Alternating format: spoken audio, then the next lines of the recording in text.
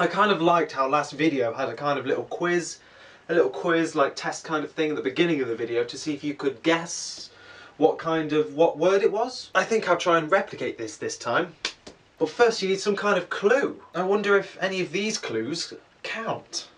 So, what's this week's word of the week?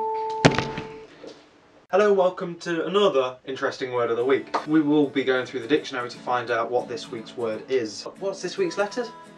G. G's this week's letter. So, let's find a word with G.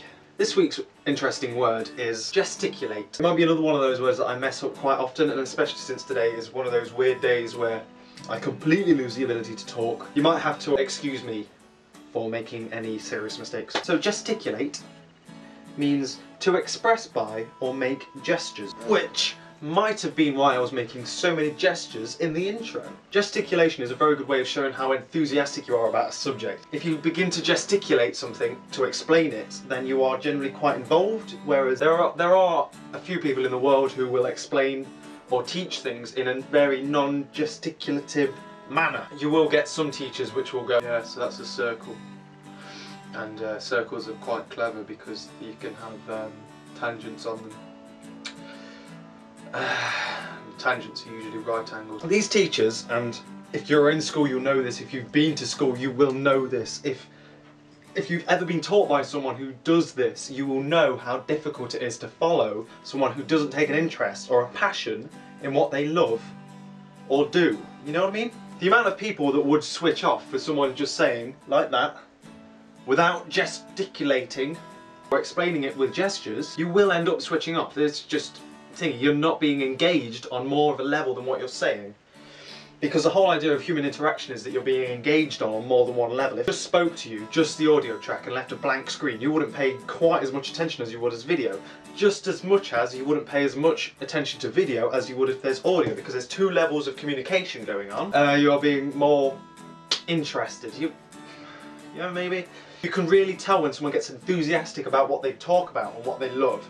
And this helps anyone who's watching learn, which I think is a very important level of interaction with humans, because we are basically primates. All we are on this little planet is a race of monkeys on a little speck of dust, flying around an insignificant little speck of dust with an incredibly hot plasma in a massive universe. But what makes us interesting, what makes us special, is that we can understand the universe. We understand things because we get enthusiastic about it. If we were never enthusiastic, if we were simply happy with what we have, not much would have happened. Humans wouldn't exist, full stop. No one would have gone out and found fire. We would stay living in trees or underground, hiding from things, not considering the possibility of something else, something more interesting, something more involving. This wouldn't exist. You wouldn't exist. You would be a simple-minded, looking for the word on that, you know, the people that walk and they're like this and they get bigger and bigger and bigger. You'll be right down that chain. I'm not sure how much of that made sense. So basically what I'm saying is, without gesticulating, without getting a point across and being enthusiastic about a situation, you won't be able to explain it to others. But there is a stage where going over the top can lessen the amount other people engage in you. Say, if you was a little bit too wow, I was getting into that. I so didn't feel like a whole tape had just gone past. I might ring this in again. So, other words for gesticulate would include signal, gesture, indicate, make a sign, motion, sign, again, and wave.